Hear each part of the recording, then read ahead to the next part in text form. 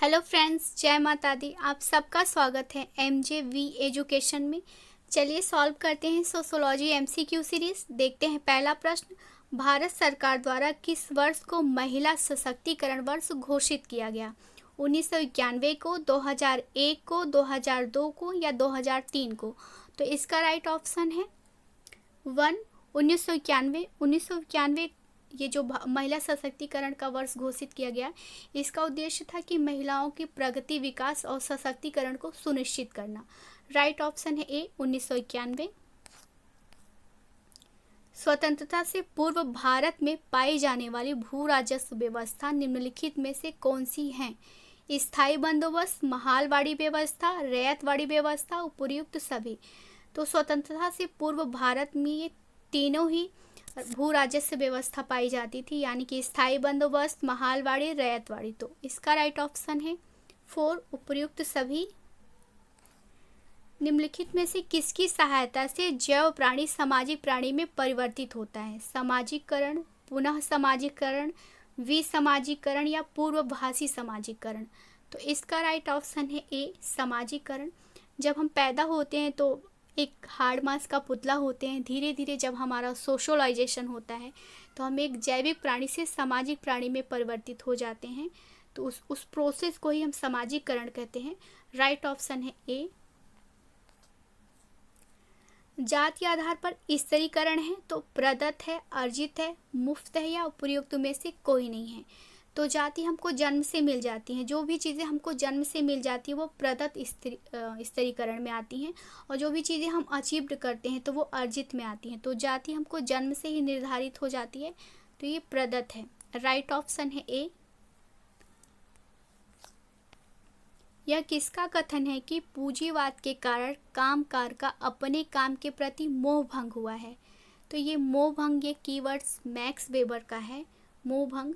तो इसका right option है ए, 3, मैक्स वेबर। भारतीय संविधान में 73वें संशोधन के दौरान निम्नलिखित में से किन वर्गों को आरक्षण दिया गया? अनुसूचित जाति और अनुसूचित जनजाति, महिलाएं, दोनों, यानी कि ए और 1 और 2 दोनों, उपयुक्त में से कोई नहीं। तो 73वां जो संविधान संशोधन था वो 1993 में हुआ था, और इसमें महिलाएं, अनुसूचित जाति और अनुसूचित जनजाति को सभी को आरक्षण दिया गया था। महिलाओं को इसमें 33% आरक्षण दिया गया था। तो इसका राइट ऑप्शन है 3, 1 और 2 दोनों। इरावती कर्वे ने भौगोलिक क्षेत्र के आधार पर संपूर्ण भारत की बंधुत्व व्यवस्था को 4 भागों में बांटा है। निम्नलिखित में से कौन सा नहीं है? तो भाषाई आधार पर अगर पूछता है तो उन्होंने 3 भागों में बांटा है, और भौगोलिक आधार पर 4 भागों में बांटा है। तो भौगोलिक आधार पर पूछा है तो उत्तरी क्षेत्र, पूर्वी क्षेत्र, दक्षिणी क्षेत्र और पश्चिमी क्षेत्र। तो कभी कभी हम ऐसे दिशाओं का ही सोच कर मतलब गलत टिक करके आ जाते हैं कि उत्तरी, पूर्वी, दक्षिणी, पश्चिमी, लेकिन इन्होंने पश्चिमी क्षेत्र की बात नहीं है की है। पश्चिमी क्षेत्र की जगह मध्य क्षेत्र की बात करती हैं ये। तो उत्तरी, पूर्वी, दक्षिणी और मध्य क्षेत्र, पश्चिमी नहीं। तो इसका राइट ऑप्शन है 4। किसने कहा है आश्रम व्यवस्था एक नैतिक मानसिक व्यवस्था है? PH प्रभु ने कहा है, राजवली पांडे ने कहा है, मजूमदार ने कहा है या योगेंद्र सिंह ने कहा है?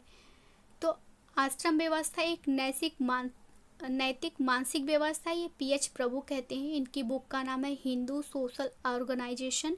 इसके पहले मैंने आपको बताया था कि आश्रम कितने प्रकार के होते हैं। तो आश्रम 4 प्रकार के होते हैं। पहला जो आश्रम होता है वो ब्रह्मचर्य होता है, उसके बाद गृहस्थ आश्रम आता है, फिर वानप्रस्थ आश्रम, फिर उसके बाद संन्यास आश्रम। तो इसका राइट ऑप्शन है ए, PH प्रभु।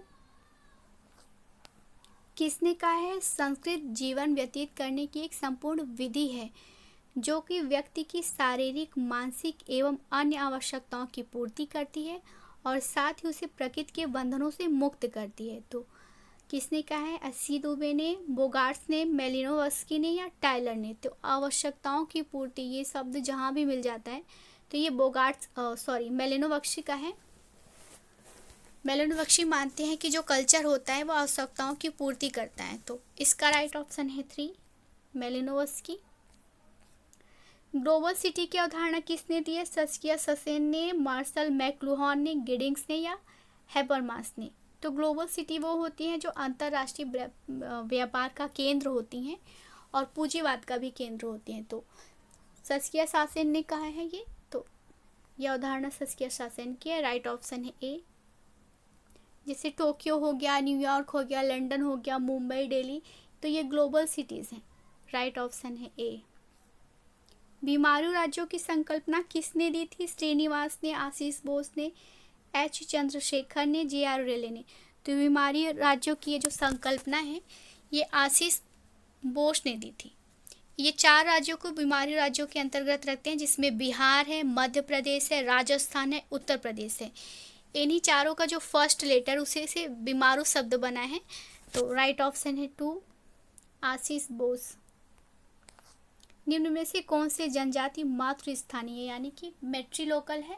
खरिया, गोंड, खासी हो, तो ये खासी ट्राइब्स हैं, ये मैट्रिलोकल हैं। इसके अलावा गारो, जैंतिया, ये सभी मैट्रिलोकल ही हैं। तो इसका राइट ऑप्शन है 3, खासी।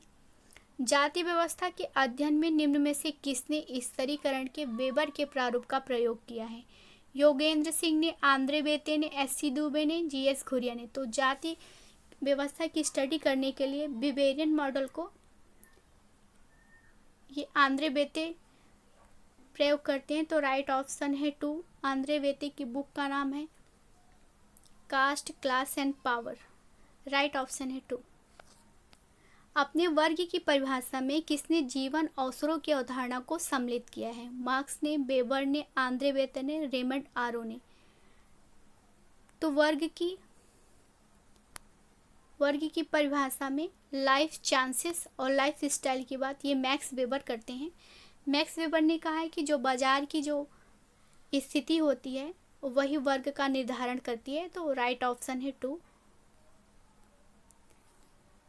जे.एच. हट्टन ने अनुसूचित जातियों के लिए निम्न में से किसका प्रयोग किया है? दलित जाति, बहिष्कृत जाति, अस्पृश्य जाति या निम्न जाति? तो जे.एच. हट्टन की बुक का नाम है कास्ट इन इंडिया। इन्होंने अनुसूचित जाति को बहिष्कृत जाति कहकर बुलाया था। तो इसका राइट ऑप्शन है 2। योग्यता एवं पुरस्कार पर आधारित सामाजिक स्तरीकरण के प्रकार पर कौन सा सिद्धांत बल देता है? मार्क्सवादी सिद्धांत, सांस्कृतिक सिद्धांत, प्रकार्यवादी सिद्धांत, मध्य सीमा का सिद्धांत? तो योग्यता और पुरस्कार पर आधारित सामाजिकरण ये प्रकार्यवादी, प्रकारात्मक जो सिद्धांतवादी है यानी कि जो फंक्शनलिस्ट हैं वो बोलते हैं कि कोई व्यक्ति में इतनी योग्यता है तभी किसी ऊंचे पद पे पहुंचा है वो, और अच्छे काम के लिए पुरस्कार और गलत काम के लिए दंड की बात करते हैं। तो राइट ऑप्शन है 3, प्रकार्यवादी। रॉबर्ट